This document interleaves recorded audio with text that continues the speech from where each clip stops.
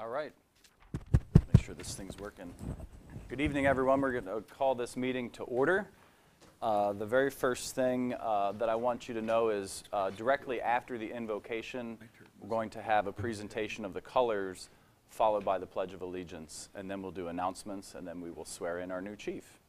So at this time, I would like to welcome Pastor Bill from the John Wesley United Methodist Church to lead us in our invocation. Mayor, council members, citizens, and honored guests, I bring you greetings from John Wesley United Methodist Church and the families who worship there. Let us pray. Almighty God, it wasn't too long ago, or maybe it was, a man settled in this area, farmer and gunsmith, politician by trade. He had great dreams of growth, adventure, safety. Those dreams are still carried on today. This council is charged with growth and safety and watching over concerned citizens. Today, Lord, it's an honor that we will recognize one of their own as we think about safety as utmost with the installation of a new chief. So, Lord, we ask your presence to be with this council. Give them wise and good leadership.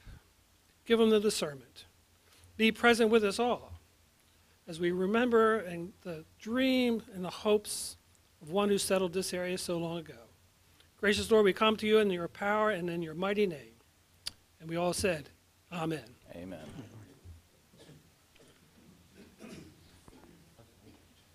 They're going to present the colors.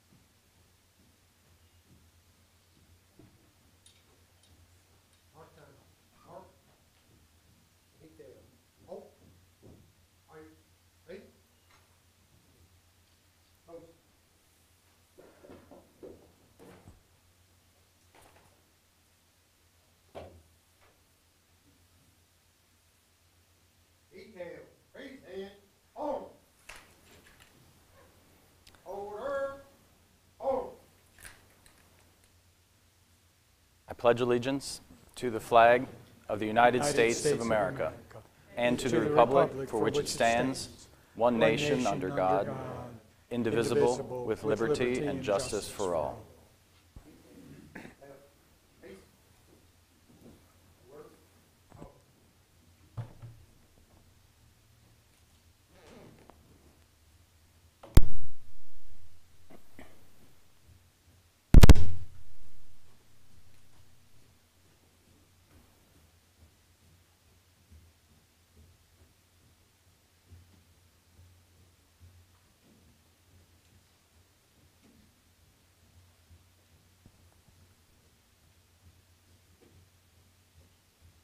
Please be seated.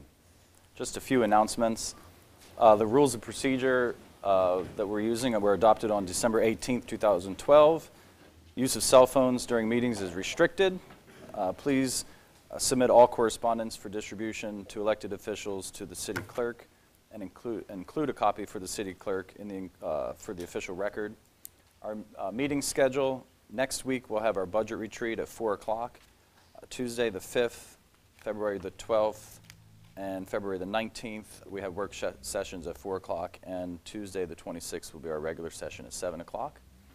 And now we will commence with the swearing in of our new chief. But before we do that, I want to make sure that we recognize some important people that are here. We have Washington County Sheriff Mullendore with us tonight. Sheriff, thanks for being here. By the way, I've never felt so safe in my life, having all these police here. We have the Maryland State Police Barracks Commander, Lieutenant Tom Woodward, here with us tonight. We have from the Washington County State's Attorney's Office, Charles Strong, our State's Attorney. We also have Joe Michael, Brett Wilson, and Vicki Pauler here with us from the State's Attorney's Office. We have retired Hagerstown Chief Paul Wood. Thanks for being here. Charlie Summers, retired Hagerstown Police Captain, now with the County Fire and Emergency Services, is here with us tonight. We also have Ann Holtzman, who is the mother of our soon-to-be new chief here. And Gary Holtzman, the father of the new chief, is here with us. And Laura, Chief Holtzman's wife, is also with us tonight. So thanks for being here. Mr. Holtzman, if you want to come on up, we will commence with the oath. Maybe we'll stand in front of these five. Oh, sure. Oh, yes, please. Oh, if you guys want to come up, you're welcome to come. I know Penny's going to stay at her seat, but welcome to come down. Special seat. Yeah, she's got her boot. The boot's in my way. It's fine. It's fine. It's fine. I don't have it memorized, so I'm using my cheat sheet.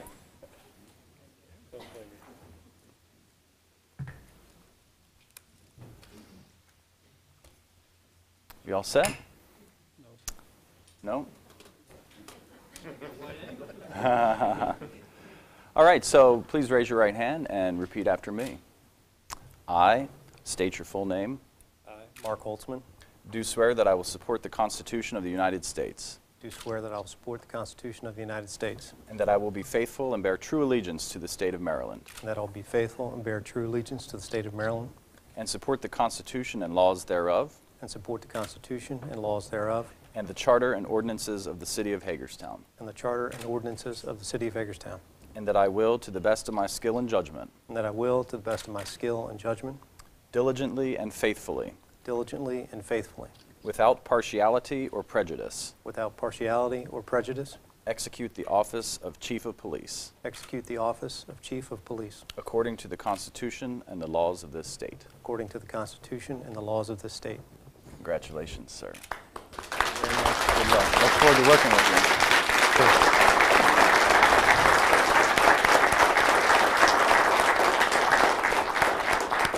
And I know we have some special folks who are going to come up and decorate our new chief. I'll have my wife come up, Laura, to pin me. What's that?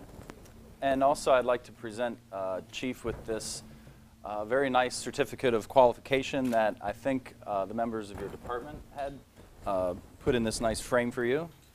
So we'll put this here for now. Thank you. And Ms. Holtzman, please come on. No pressure.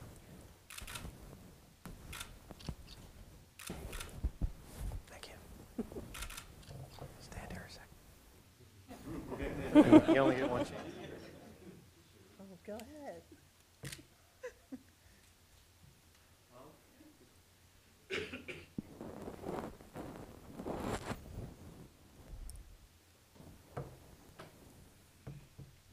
The rank for Chief of Police in Hagerstown is a colonel. It's represented by the eagle.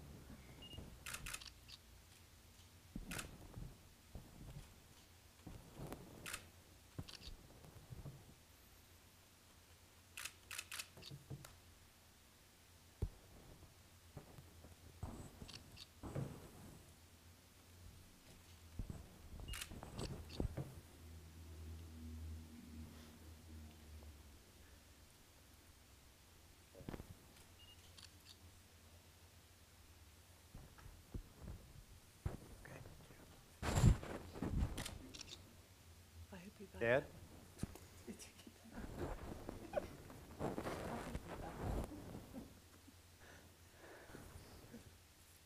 How lucky am I to have both my mom and my dad here today. Thank you.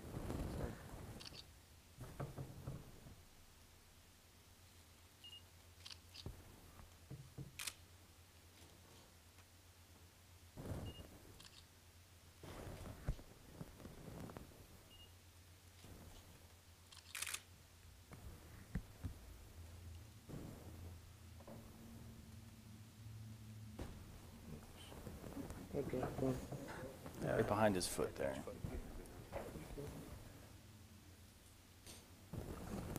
We could probably make it without it. Oh my God, the other one came on. Just get one of them in there. It'll work. I'm gonna get both of them. You're going to get them both? We're gonna get them both. All right. Just be patient. Make those things easy to put on there. No. There we go.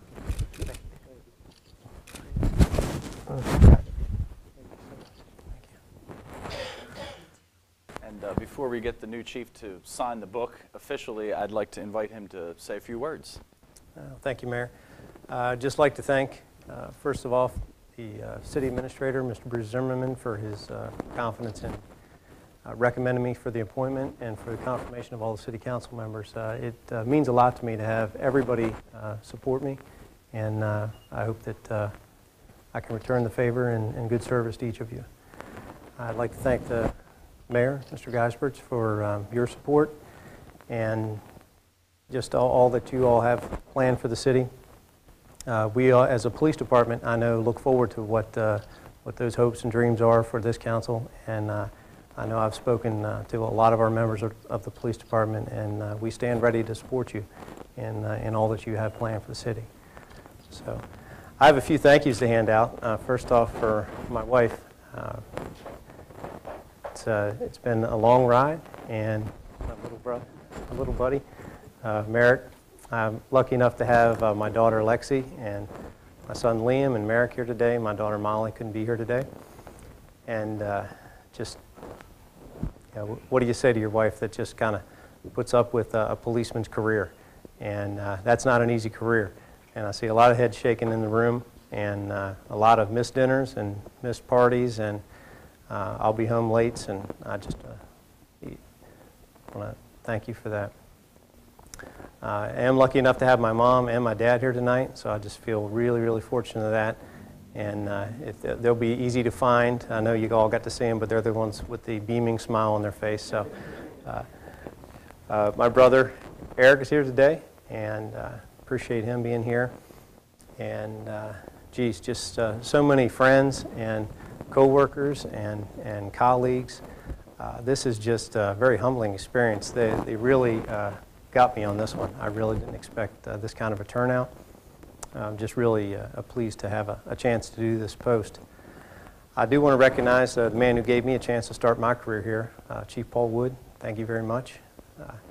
He said was a big part in my growing up and also starting at the police department.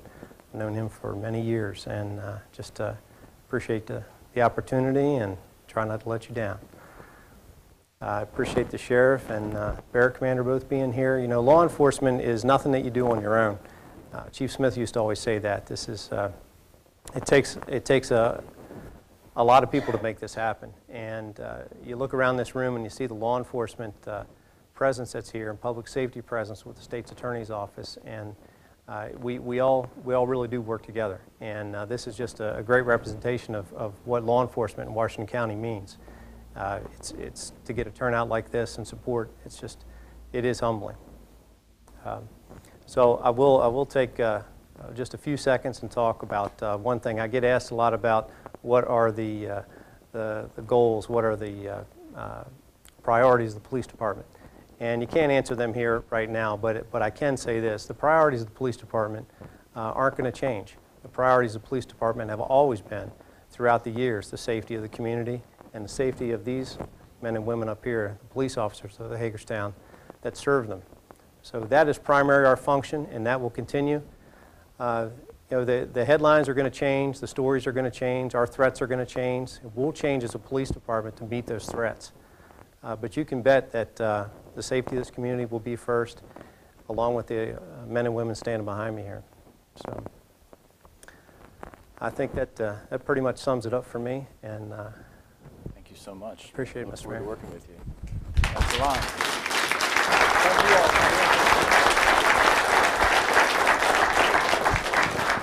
And make sure you sign the book. yes. Right there next to your name.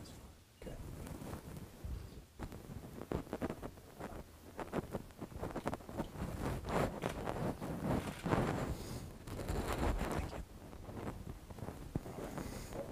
Detail, hut hand, hook. Order, salute. Detail, dismissed.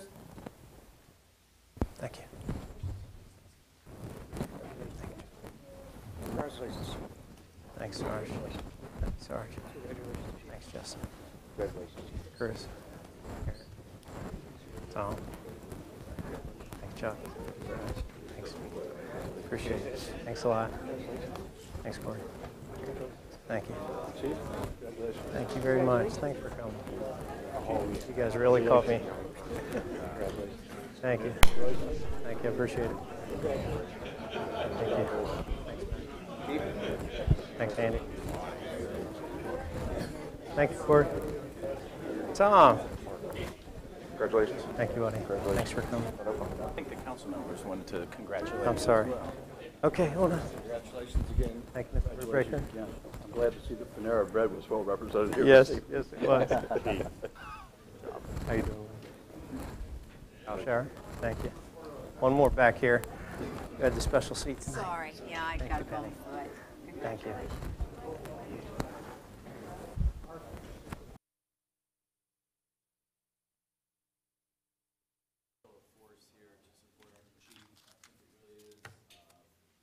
Takes a very special person with their life on the line to protect all of us, and I really want to thank them for their service and all they do to keep us safe.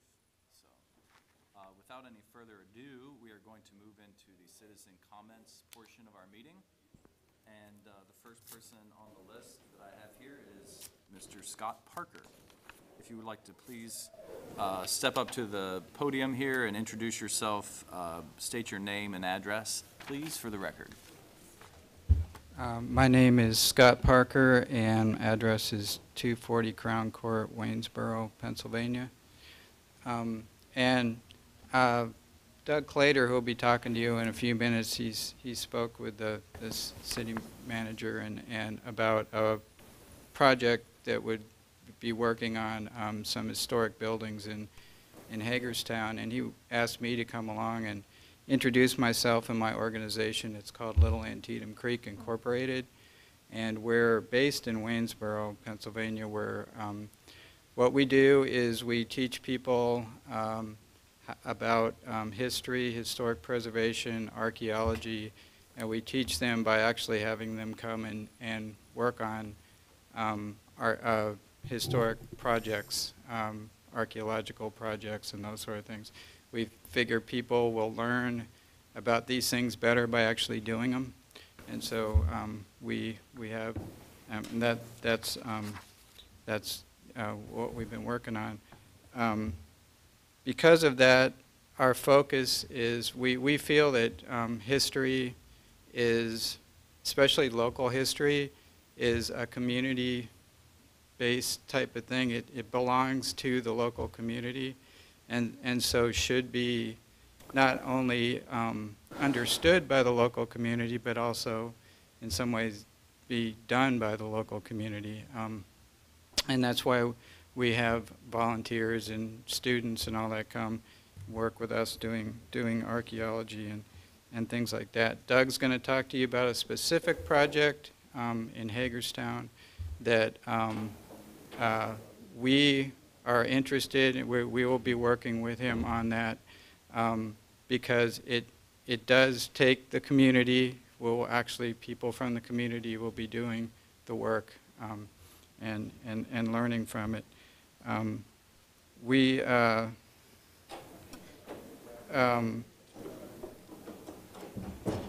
So our what we're mostly interested in doing is well, what I was going to say, forgot, was that while we are based in Waynesboro, Pennsylvania, our interest in history is to the entire area. And in fact, we're interested in understanding and taking an understanding of the people, like that farmer that was mentioned in the invocation who came here many, many years ago. And those are the people we're interested in learning about and understanding. And we want to take that understanding and give that to as many people as we can to give them an appreciation of the area, of the history of the area and their history, really. And that's basically what we're interested in doing.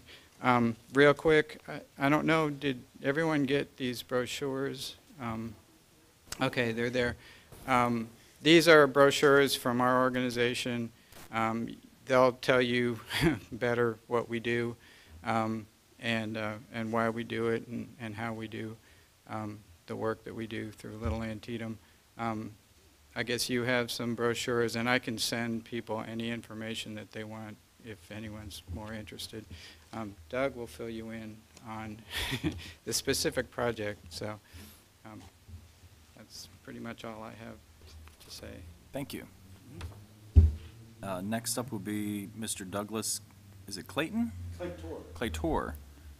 Please state your name and address for the record. Thanks. Good evening. My name is Douglas Claytor, and my address is 11385 Big Pool Road, Big Pool, Maryland. I also am a former resident of Frederick and spent many, many years in Frederick County working on historic preservation. Have been in Washington County now for 8 years, doing historic preservation work at Fort Frederick State Park, part of the resident curator program up there, and also I've spent a good bit of time restoring the CCC building that we have surviving at Fort Frederick, and I'm a strong believer in that former program that we had. I'd like to speak to you this evening about the opportunity that Hagerstown has for a number of the issues that are currently on the table. Number one, employment. We've got a lot of people that are out of work right now and don't really have much direction to turn to. A number of people that are the lesser skilled folks that do not have marketable skills. There are a number of those, and we recognize that. One of the goals that I would like to address that we at Little Antietam Creek have is to educate some of those people that are currently unemployable and give them an opportunity to perhaps learn a skill or at least have the well-being of doing a good day's work and then receiving a good day's pay for that effort.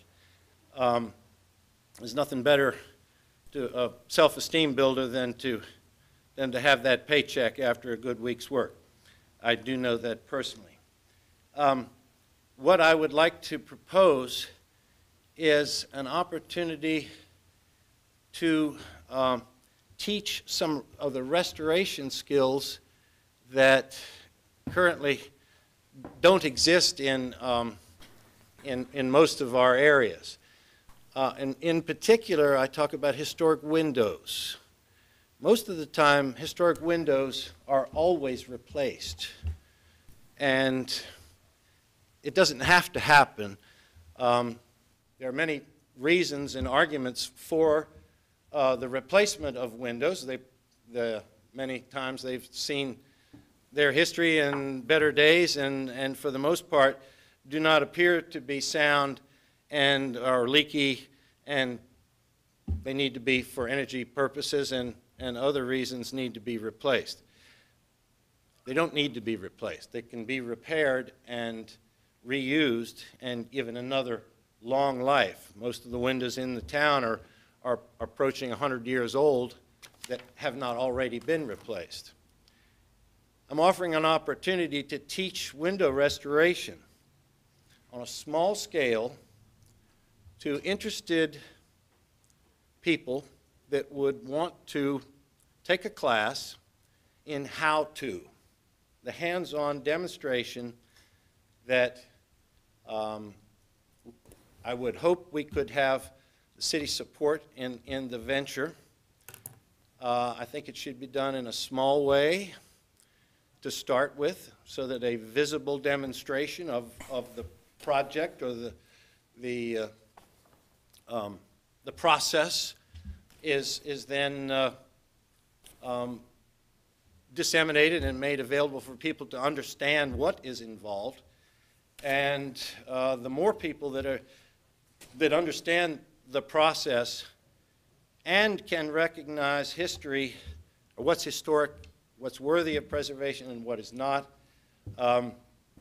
will benefit us all, especially here in this extremely historic town of Hagerstown that is well built. It's a well-constructed city. The historic infrastructure is very sound, the buildings and the like. I worry that modern economic reform will overlook the historical resource that we have in the town. And that's exactly what it is. It is a resource. It's an asset. It has its liabilities. We recognize that. But we need a start. And we need to take and have something that we can show to others. And so my goal in teaching a historic window restoration class can have a number of benefits. It can grow. The students can then go back to their own homes, perhaps, if they're homeowners and would like to practice that on their own home.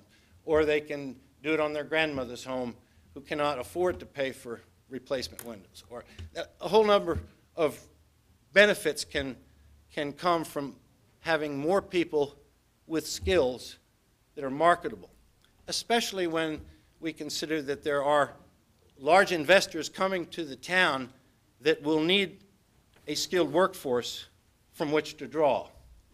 And we hope to provide some of that skilled workforce in a different area.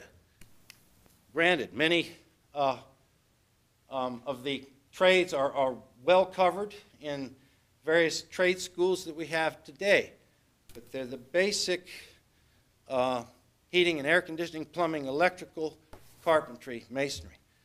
They do not address historic buildings, building materials and components. This entire city is nothing but those items, and they need to be looked at in a different light.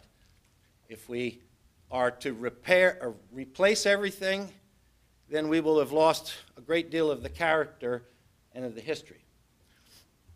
Another opportunity that exists separately from a window restoration class in a small way would be a building material salvage opportunity. A lot of buildings are torn down in the city almost every day and in the county. Many of those buildings are historic and possess a great wealth of historic building materials that otherwise are being taken to the landfill. And it's extremely expensive not only for us to process that in the landfill, but then we have to pay for that and haul that trash to some other place because we don't have room for it. We could save a lot of room in our landfills if we could start a building material reclamation effort. And goodness knows it doesn't take a whole lot of skills to be able to pull nails and to stack lumber. But that would indeed provide employment to someone who now otherwise doesn't have it. So that would be, and there's one other thing I wanted to say. I know I'm cutting into other people's time, but we talked about a business downtown that will draw. I've been reading into the paper. What will draw people downtown? A very simple business that I believe, it's personal opinion and I'll put it out there, that could occur somewhere in the vicinity of the Square Corner would be a craft bakery.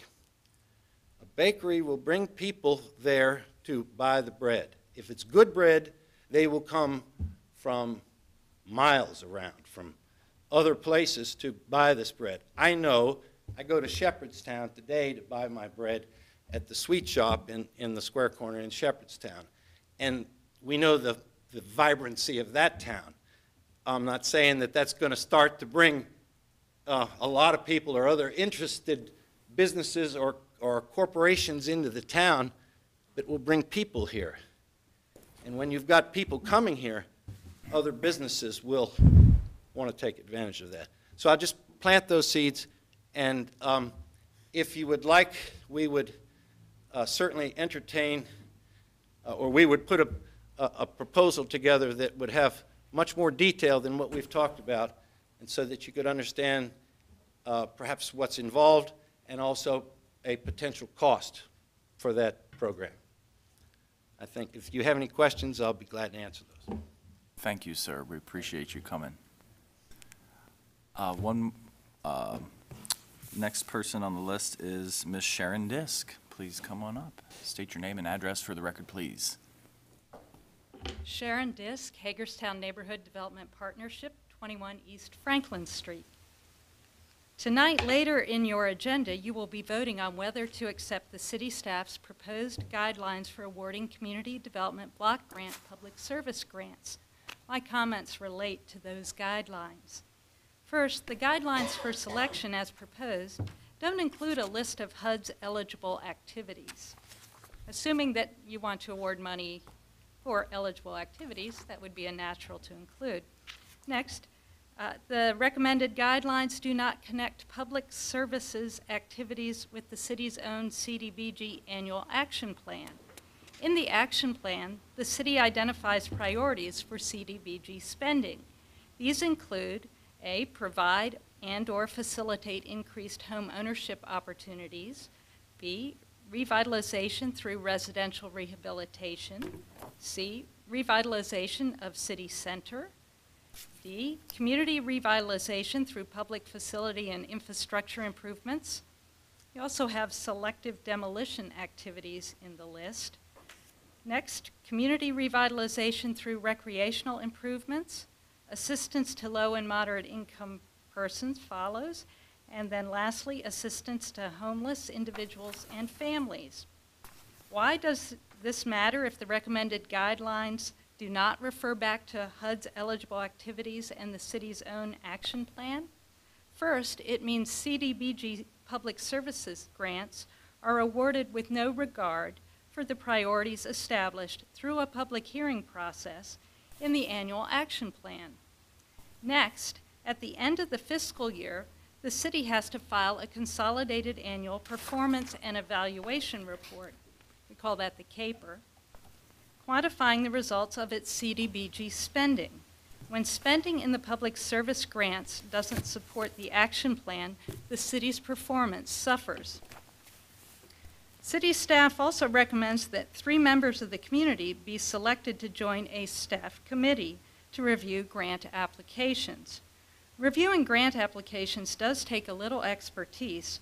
Perhaps a better way to involve the community would be to use the existing Hagerstown Redevelopment Authority, the HRA, an existing city board.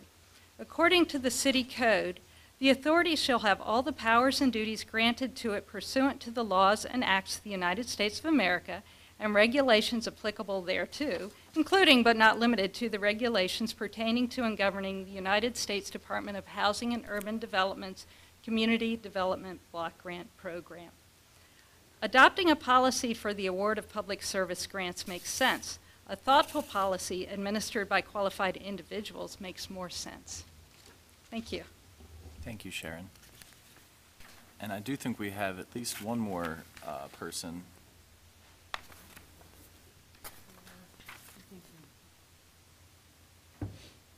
Okay.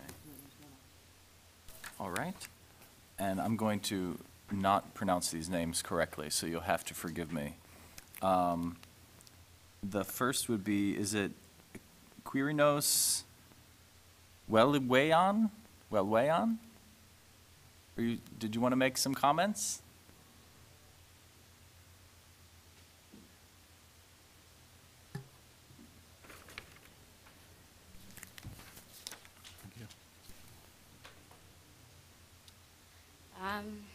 I'm Ambassador P. Kirinos Wellwayon from Liberia, and I came for the World Heritage Educational Tour. Thank you. Well, thank you for being in Hagerstown. Next on the list is Nana, is it Bancas? Bancas? The next one, please. Luther Tarpe.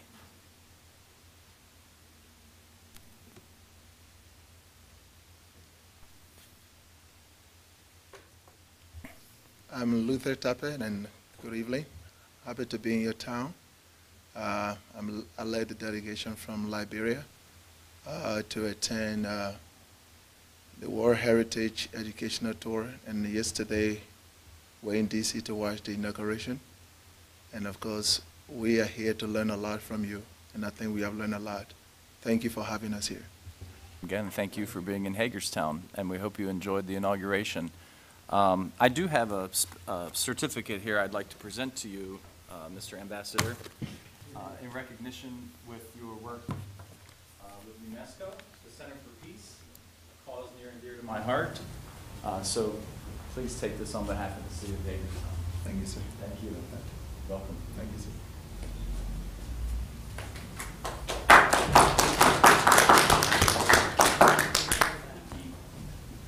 And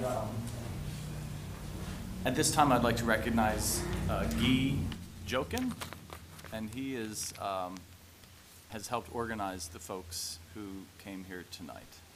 Okay, thank you very much. My name is Guy Jokin, a proud resident of Hagerstown. My address is 18915 Dealer Drive in Hagerstown, in North End. I would like to, first of all, to thank the mayor, congratulations, and to the council. Yes, our history goes back many, many years, and in the last 4 years, UNESCO Center for Peace has been working very closely to bring international students in Hagerstown. And Senator Monson has met them once to welcome them in the city of Hagerstown. So we are very proud. We have these students coming from, we have Liberia, Ghana, to see, exactly to witness the democracy. You know, there's something, I myself, I'm originally from Cameroon in Africa, and I like to, you know, anything that I think is positive, I like to bring the world together. And not only Africa and America, but last year, here in Hagerstown, we had over 150 students from 30 different countries. So that's something that we like to have the support of the city. And the youngest one that came here just a moment ago, she's 16 years old.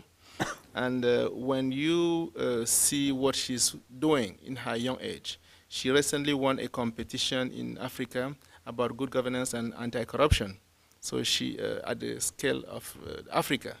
So when we have young people like that who are doing something good, I think it's very important to expose them to people like this, to places like this, so that we can encourage them and start building relationship to make sure that tomorrow is, you know, the global village that you see coming through the technology is something that is not just in textbook, but something that's reality.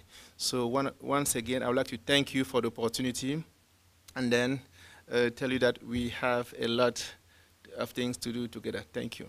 Thank you. And it really is important to realize that every individual makes a difference. Yeah. So keep up all the good work that you're doing. Thank you. Please, Senator. Thank you. First, I want to say it's good to see you again. It's been several years. And I'm delighted to see that you're still involved in trying to be helpful to make communities better and to involve people. So thank you very much for that. Thank you, Senator. Thank you. Thank you. Any other citizen comments before we close this portion of the meeting? Okay.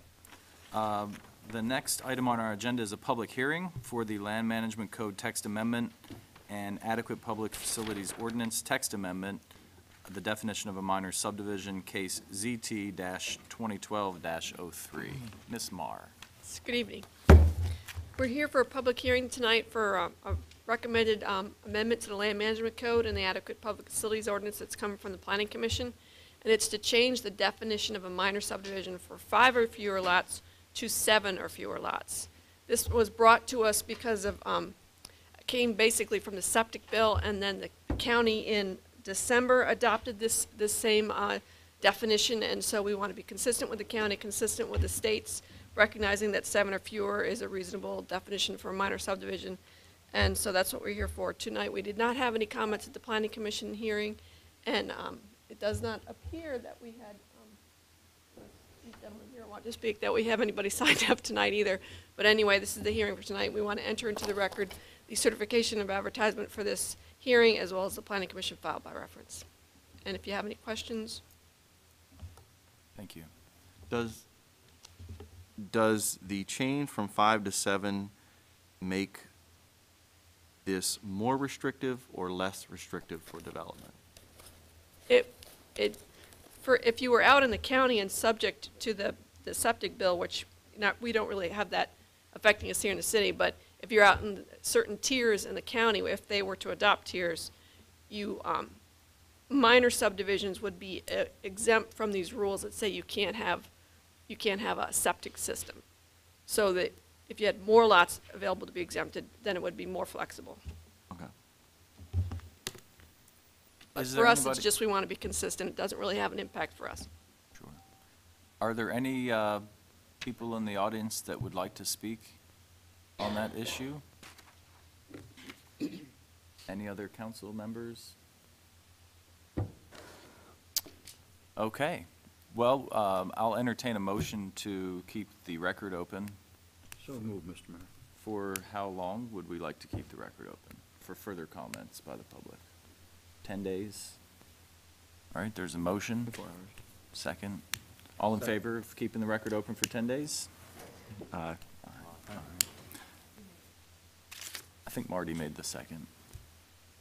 Okay, the public hearing is now closed, and we'll move on to the next item on the agenda, which is the minutes from December 4th, December 11th, and December 18th. Mr. Mayor, I hereby move for the approval of minutes as presented for the mayor and council meetings held on December 4th, December 11th, December 18th, 2012. Second. Have a motion and a second. Is there any discussion? All right, all in favor of approving the minutes from December 4th, December 11th, and December 18th, 2012, please say aye. Aye. Any opposed, say no. Ayes have it. Minutes are approved.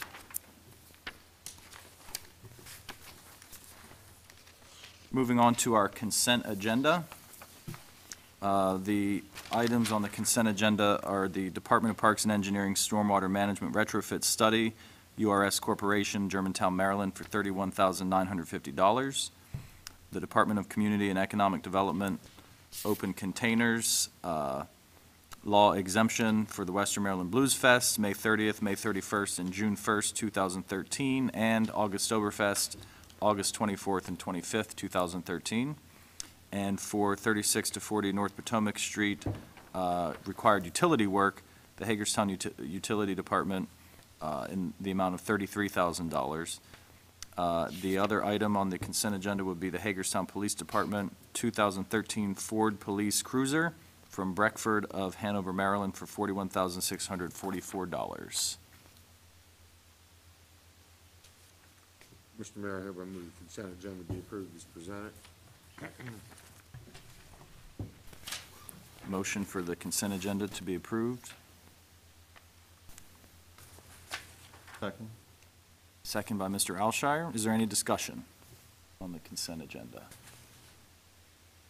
All right, all those in favor of approving the consent agenda, please say aye. Aye. All opposed, say no. The ayes have it. The consent agenda is approved. Moving on, we have no unfinished business, so we'll move right into new business. First item being the introduction of an annexation resolution for 12305 Delwood Avenue, case number A-2012-01. Mayor, I hereby move that the mayor and council introduce an annexation resolution for property located at 12305 Delwood Avenue. The property to be annexed is approximately 0.29 acres in size and is intended to be added to and made part of the adjacent municipal lands. Second. Motion by Mr. Brubaker, seconded by Mr. Metzner. Any discussion? All those in favor of the introduction of the annexation resolution, please say aye. Aye. Opposed, say no. The ayes have it. The next item is approval of an annexation plan for the same case. Mr. Mayor, I hereby move that the mayor and council adopt an annexation plan for 12305 Delwood Avenue, case number A-2012-01. Second. Have a motion and a second. Any discussion? All those in favor of the adoption of the annexation plan, please say aye. Aye. Those opposed say no. The ayes have it. Next item is the approval of a resolution and agreement to furnish consultant services for the cable franchise CBG Communications, Inc.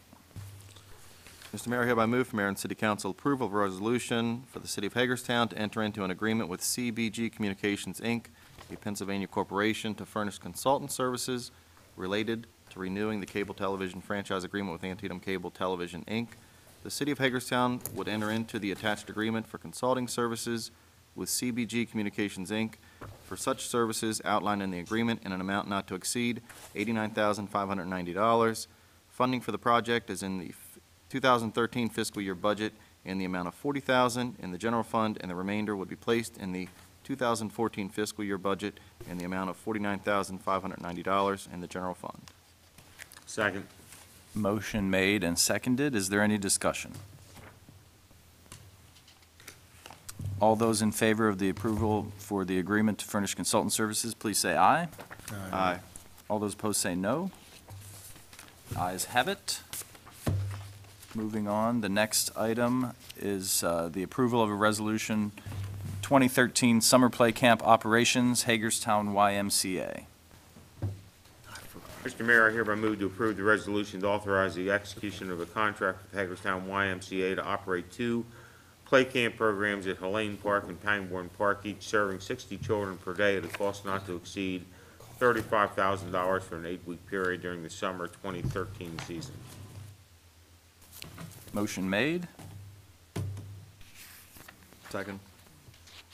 Is that Mr. Alshire seconded. Any discussion? Hearing none, take the yeas and nays. All those in favor of the summer play camp operations for Hagerstown YMCA, please say aye. Aye. All those opposed say no. The ayes have it. Next is the 2013 Summer Play Camp Operations Girls, Inc. of Washington County.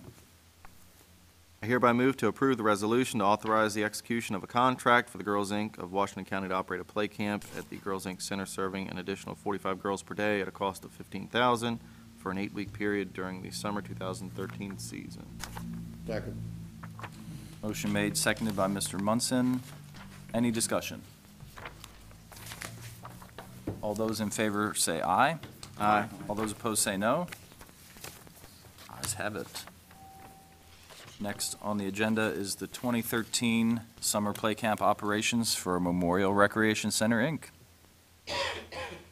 Mayor, I hereby move to approve the resolution to authorize the execution of a contract for the Memorial Recreation Center to operate a play camp program at Wheaton Park, serving 60 children per day for a cost not to exceed $17,000 for an 8-week period during the summer 2013 season.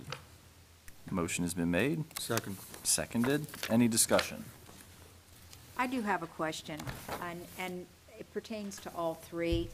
It has here as far as students, okay, not to exceed. What happens if, say, for instance, Memorial Rec may only have 30 students? Does that money still, the money that is allocated not to exceed, does it still get used then?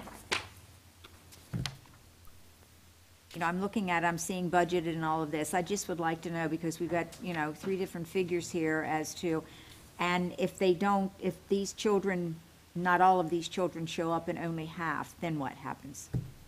Because I would understand that, some of it, I would guess, would be for the teachers that are also teaching and all. It's just a question.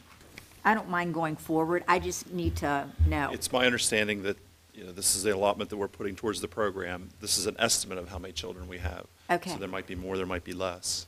Yeah, well, it said not to exceed, so we're not going to go more. We won't spend more, but. We won't spend more. They right. can find But more money. Even if the estimated number of children on here aren't there, we'll still Okay. spend the same amount of money. Okay. All right. Thank you. There's a good bit of the cost, I'm assuming, is fixed cost operation. Right. Whether It's it's mostly 20 buying or food. 40, yeah. Yeah, that's what I was kind of thinking, because, but, still, when you're giving, how many children, and I'm thinking, okay, all right. But these are pretty thanks. good estimates from what I've seen. All right. Thank you, Rodney. All right, so we have a motion and a second on the motion. Any other discussion? All those in favor say aye. Aye. Any opposed, say no. The ayes have it. Next on the agenda is an approval of a license agreement, Washington County Board of County Commissioners, flagpole at the Washington County Free Library. Mayor, I hereby move to execute a license agreement between the City of Hagerstown and the Washington County Board of County Commissioners for the installation of a flagpole and ground-mounted spotlights at the Washington County Free Library at 100 South Potomac Street. Second. Motion made by Mr. Brubaker and seconded by Mr. Munson. Any discussion? Hearing none, all those in favor say aye. Aye. All those opposed say no. Ayes have it. The license agreement is approved. Next is the approval of a one-time exception to Hagerstown Business Revolving Loan Guidelines for the Maryland Theater. Mr. Mayor, I hereby move for Mayor and Council to authorize a one-time exception to the Hagerstown Business Revolving Loan Guidelines, Section 7, Subsection B, in ineligible activities. This exception is exclusively for a one-time loan request from the Maryland Theater for needed HVAC repairs. All other revolving loan guidelines will remain in effect for this request. Second. Motion made and seconded by Mr. Metzner. Mr. Mayor. Any discussion? I would like to point out that a one-time exception becomes a precedent for the future, which is good. Understood. Any other discussion? I would reiterate my previous comments that to maintain the integrity of the business revolving loan program, I continue to believe that it is a much more appropriate direction to simply grant the Maryland Theater the funding outright from our hotel motel tax funds than to enter into a loan with that entity. Thank you. Any other discussion? All right. All those in favor of this one-time exception, please say aye. Aye. Those opposed say no. No. It's 4 ayes, 1 no. The next item is Community Development Block Grant Guidelines for Awarding Public Service Grants. Mr. Mayor, I hereby move for Mayor and Council to approve the Community Development Block Grant Public Service Grant Award Guidelines. Guidelines were presented to the Mayor and Council on January 8, 2013. Guidelines establish the application review process and funding priorities for CDBG public service grants. The Mayor and Council will receive funding recommendations from the Public Service Grant Review Committee. Final approval of Public Service Grant Award will be made by the Mayor and Council. A copy of the written guidelines is attached.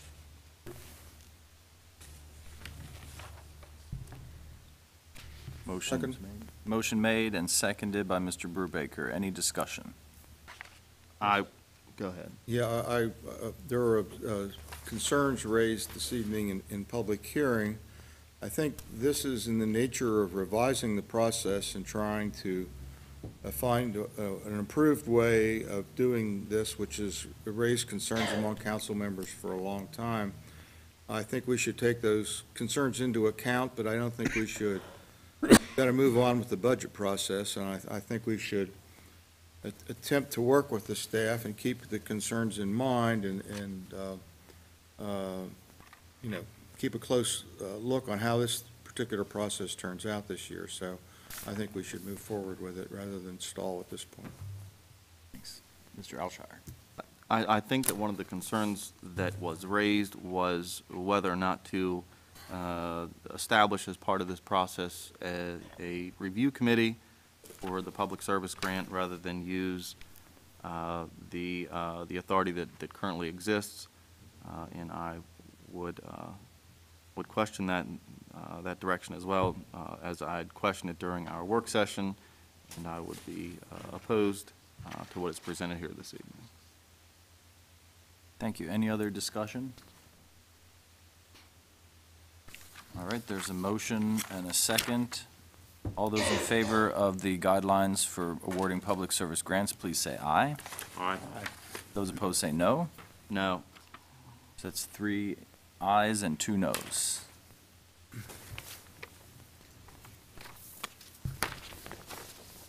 Okay, the next item is Community Development Building Facade Rehabilitation Program. Mr. Mayor, I hereby move for Mayor and Council approval of the Community Development Building Facade Rehabilitation Program as presented to Mayor and Council on January 8th, 2013.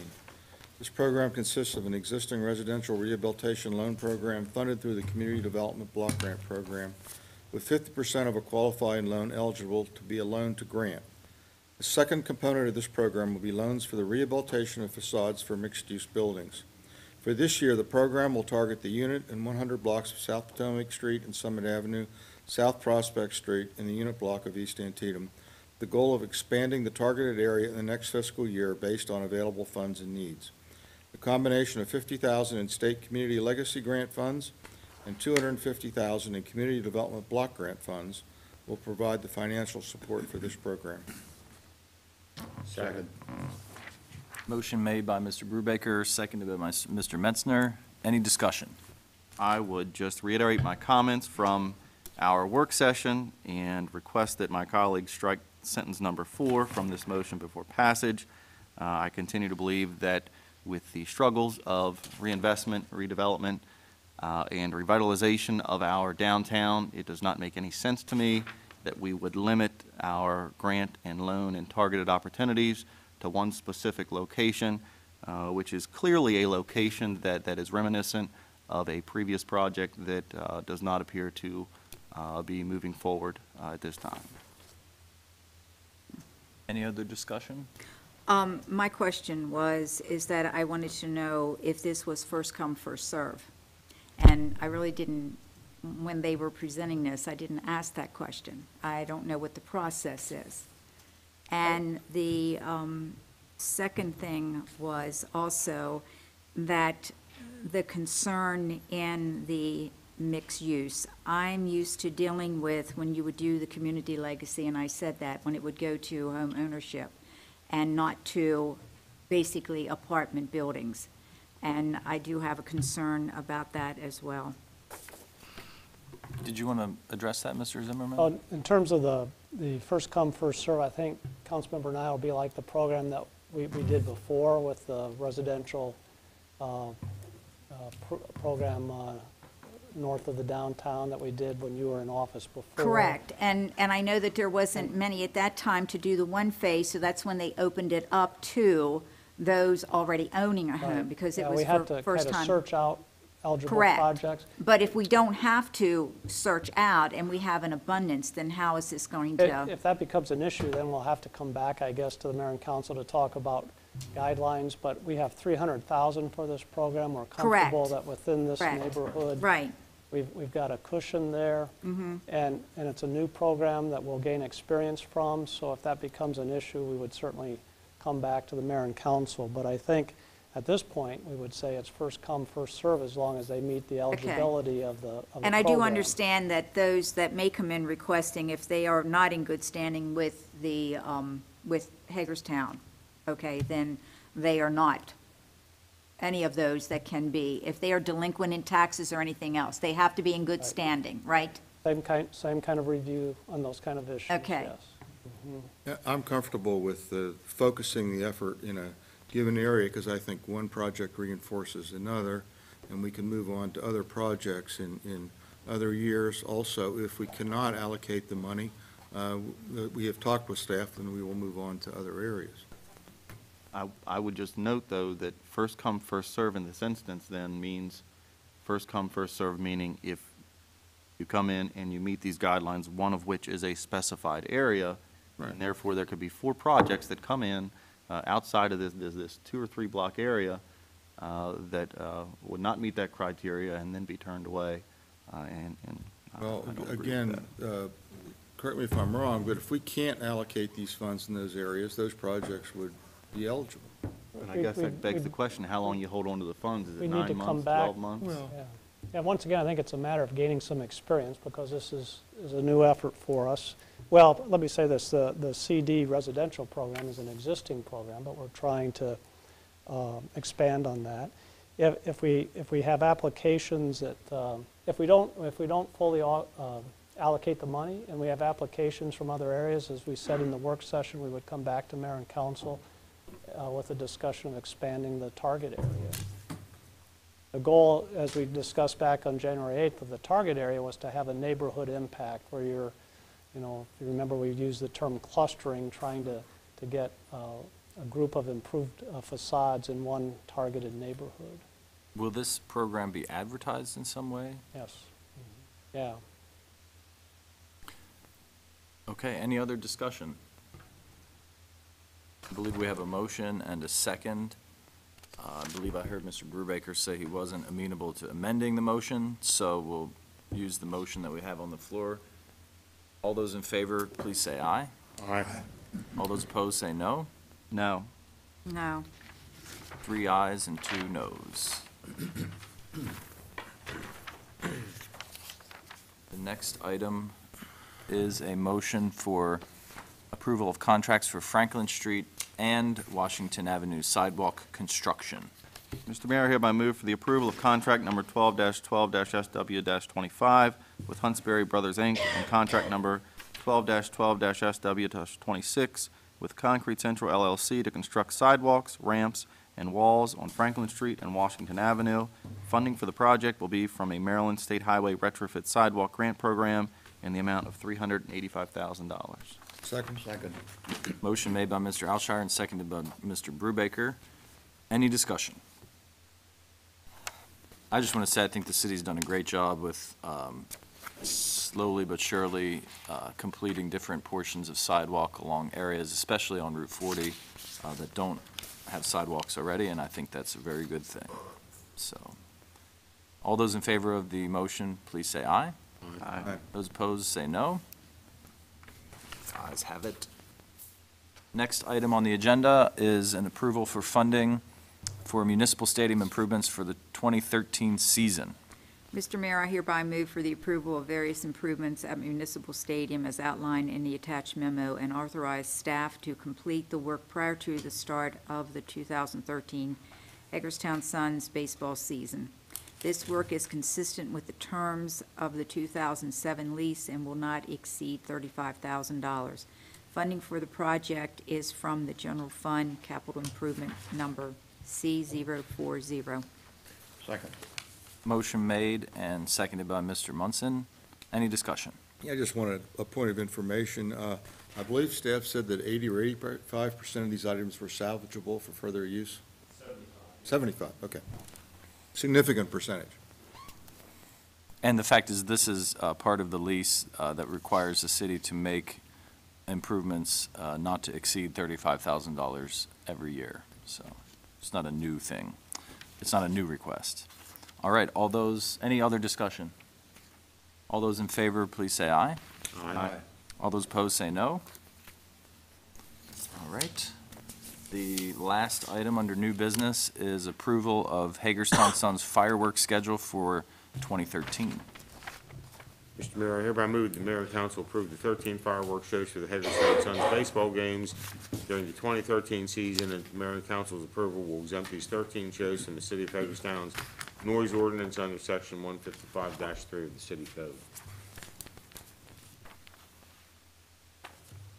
Motion made, Second. seconded by Mr. Munson. Any discussion? Hearing none. All those in favor, please say aye. Aye. All those opposed, say no. All right, the ayes have it. That finishes our new business. Now we'll move on to city administrator's comments. None from me this evening. Oh, darn. All right, well then that means we'll start with mayor and council comments. And why don't we start over, well, we'll start with Ms. Nye this time. I think we started last time with Mr. Alshire, so to be fair, I'll start it this time. I have nothing. Okay, how about you, Mr. Munson? I do. I have some comments. A lot has happened since we were last here. We've seen a new chief of police appointed, thanks to this council, and a good piece of work on the administration, by the administration. We've seen a pretty good couple of football games recently. And there's some lessons out of those football games, I think, for the city of Hagerstown. I'm thinking specifically about the Ravens, about more than a week ago, playing some great football. And if anything came out of that game, it was the lesson that we all learn from time to time, and was once again pointed out by that game, was that you never give up. You never give up. And last Sunday we saw a pretty good game too, in which a team which was not considered to be the favorite came from behind in the second half and ran away with the game to put them in the Super Bowl. And I'm thinking that has a lot of connection to the future of Hagerstown. I believe that based on the discussions that we've had recently in the City Council, namely with SORA and their associated groups, that we have a rare opportunity to move this community ahead. An opportunity which probably will not present itself again for a very long time.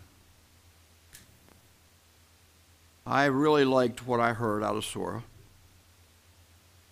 and I think that they offer us an opportunity which we otherwise couldn't take advantage of because, quite frankly, we just simply don't have the money to do it.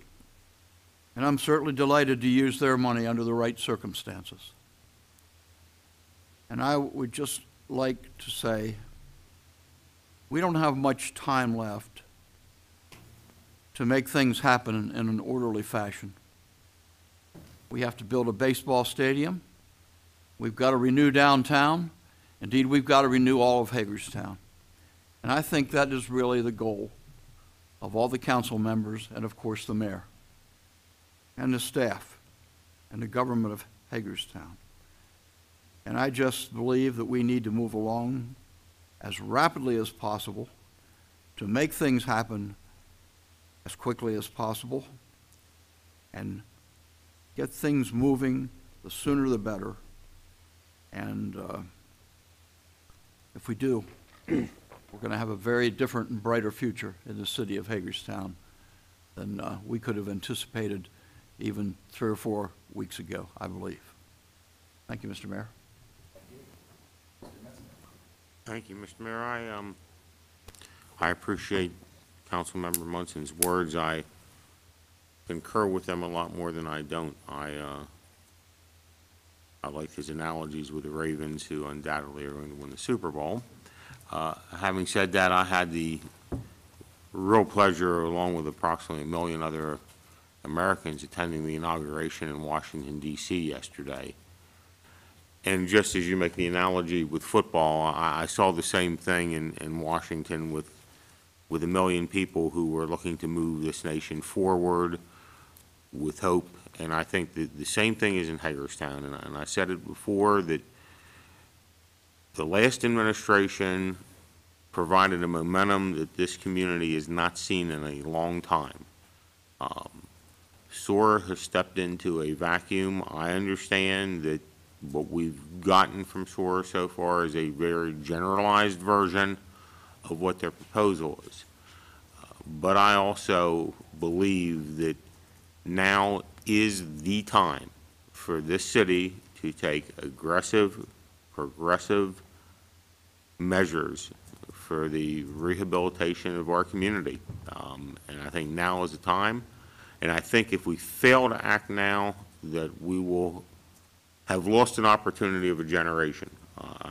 I have not seen this community together ever as much as I have now towards the idea of something big happening downtown. It's an idea that was generated long ago by the individual who vacated the seat that I got appointed to, who always spoke that you had to do this on a whole block versus a building at a time. And I concur. I think there's a lot more that we have to get done with SOAR to find out about, but I think that is an opportunity that we would be wise not to let go through our fingertips. Thank you. Thank you, Mr. Benson. Mr. Brubaker. Well, yes, when this council was putting together its priorities before we were even sworn in, downtown, a very detailed, in-depth approach to downtown was my top priority. And I pledge to try to work to find a way, whether it's, and I hope this SORA proposal can lead to a specific plan, a plan by itself won't accomplish anything. There have to be meaningful ways in order to reach the goals. It's easy to enunciate the goals. I think many of us share the same ones, but to get there is the issue and has been the issue for many decades in this community. And I will pledge to continue to work very hard to try to find ways to reach those goals with SORA and any other interested parties that participate.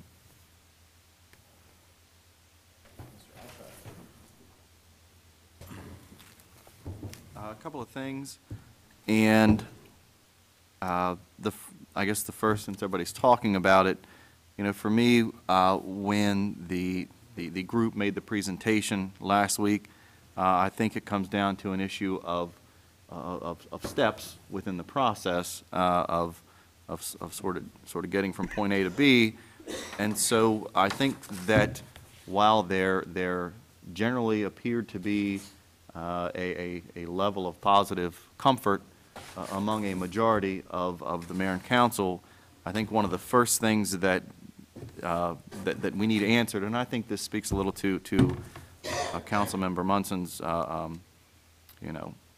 notation of some expediency, is I think we need an answer from staff and from our legal folks, frankly, of what parameters exist for us to enter into an agreement with a master development entity. So I think that if we can have some quick response on that, if there's consensus to or a desire of this body to ask for that, I think that is sort of the first step for us, because obviously if we can't go ahead and enter into those discussions, if there's some other step that has to be taken, I think I'd like to know that sooner rather than later. And my hope is, maybe we could get an answer next week at our, at our next meeting on that. And then, if we can, then I think we decide sort of where to go from there.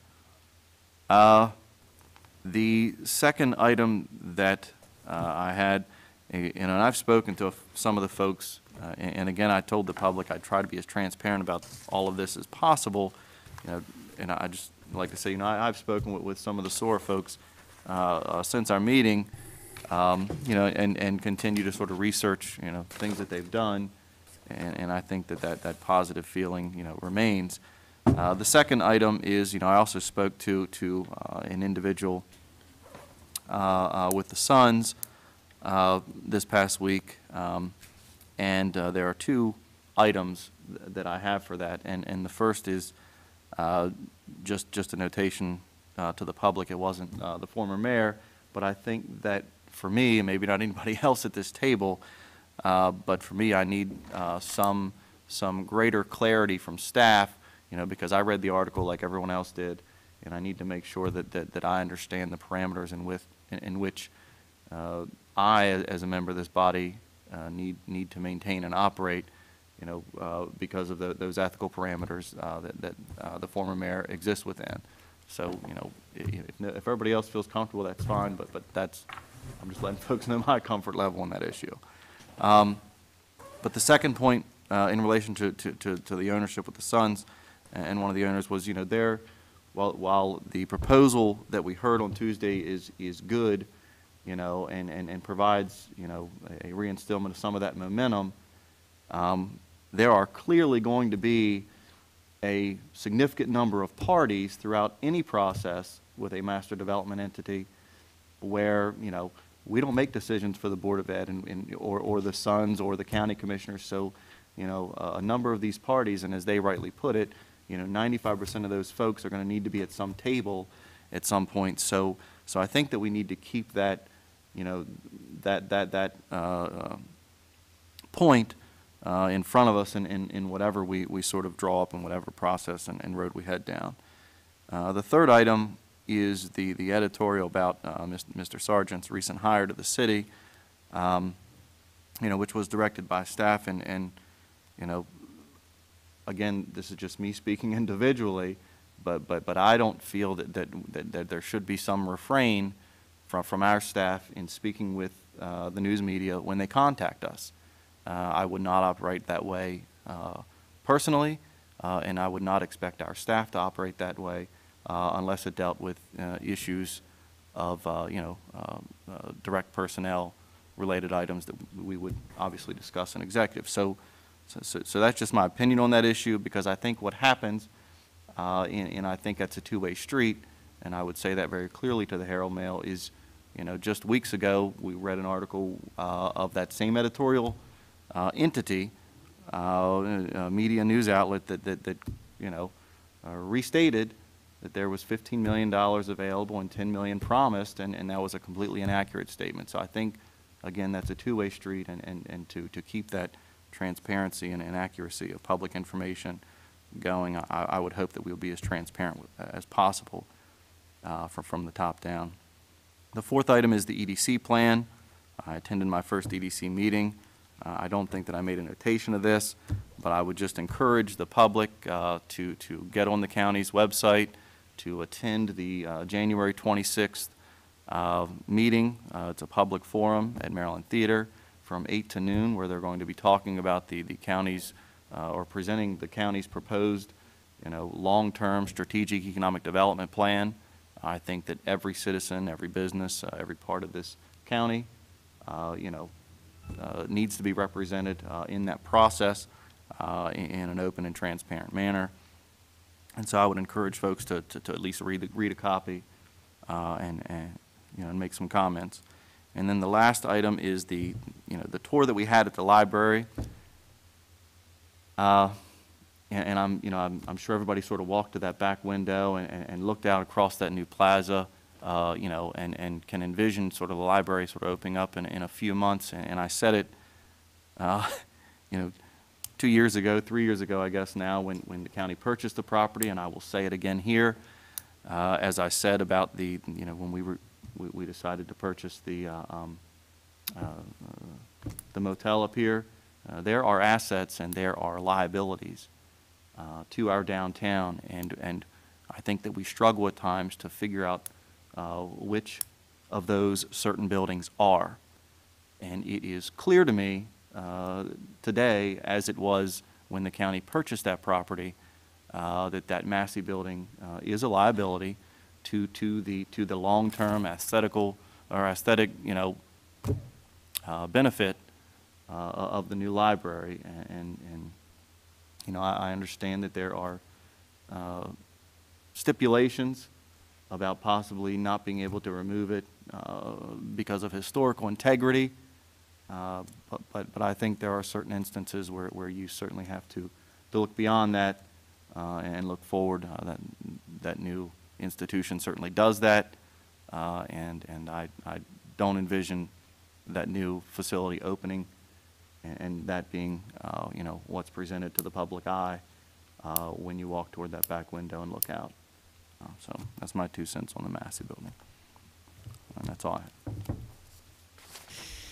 Well, I do think that there's been a lot of community enthusiasm based on the presentation that we saw last Tuesday. I do think that citizens expect us to do our due diligence, as I know Mr. Brubaker is very eager to do as well. And I guess all I would say is that, in terms of a process, this is a group who's come to the table with a serious proposal for us to consider. There has been a dearth of private investment coming to the table, and this is an entity that is willing to pony up, if you will. And so, if there are better offers out there, please call the mayor's office. And if it's a legitimate proposal, we will bring you to the table as well. But in the meantime, I think that this is a good step to move forward with in terms of what we have seen so far with the SORA, that we should continue exploring that. And I feel like there is consensus on this council to do that.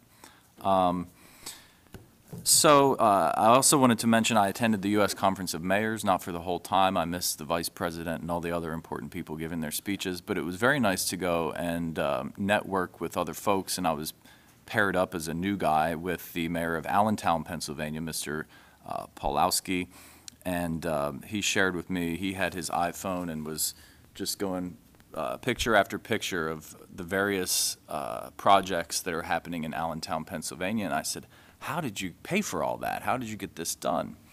And he said they had a special redevelopment zone created, and that his state senator helped to identify a way for their city to recover state taxes that were being paid in order to help fund those kinds of projects. So I think that we need to explore that with our local delegation as a possibility for what we're looking at to fund our redevelopment efforts here in Hagerstown.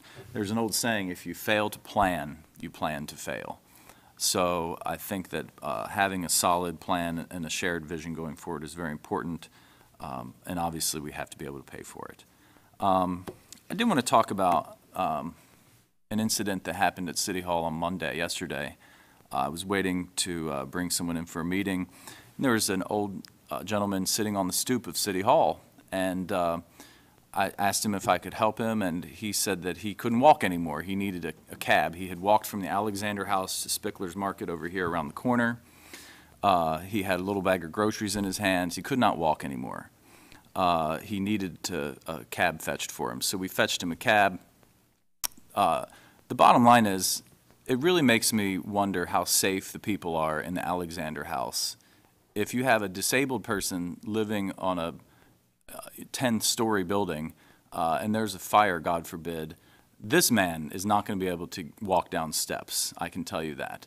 So it really makes me wonder about the health, safety, and welfare of people stacked up in some of the buildings that we have in our downtown and some of these high-rises. I think we all know that there's a concentration of disabled and elderly folks and people with limited means. So I think that it's important that we recognize that is a part of our demographic challenge with redeveloping Hagerstown. I was pleased to attend the Martin Luther King Day of Service business basketball tournament yesterday at the Memorial Rec. Ms. Karen Cook and Ms. Bernadette Wagner and all the other folks there were just very enthusiastic about this first of what they hope will be many of these to come. And I wanted to give a special shout out to Nisha Jackson and Paris Green because they were very excited to be participating in that. And I hope that they will continue that for many years to come. I do think it's important in our discussions too, when we think about the Hagerstown Suns, that this is the baseball team that we have here in Hagerstown. And I think, I've said it before and I'll say it again, I think it's really important that we try to maintain affiliated minor league baseball here in Hagerstown. They're a business that is here. They're anxiously awaiting the new baseball season. They're hoping to sell lots of season tickets and sell lots of advertisements and sponsorships. And I wish them well in that endeavor, and I hope that we can remain good partners as we move forward in good faith negotiations with them. I did attend the Exchange Club breakfast today, the Antietam Exchange Club, and want to thank them for all the work they do with youth in the community. I also met with a group staying at the Ramada Plaza who attended President Obama's inauguration yesterday, and so wanted to recognize them, and they were very interested in learning about local government. They're all college students from Illinois, and they had very good questions about just local civic leadership, and I was glad to meet with them.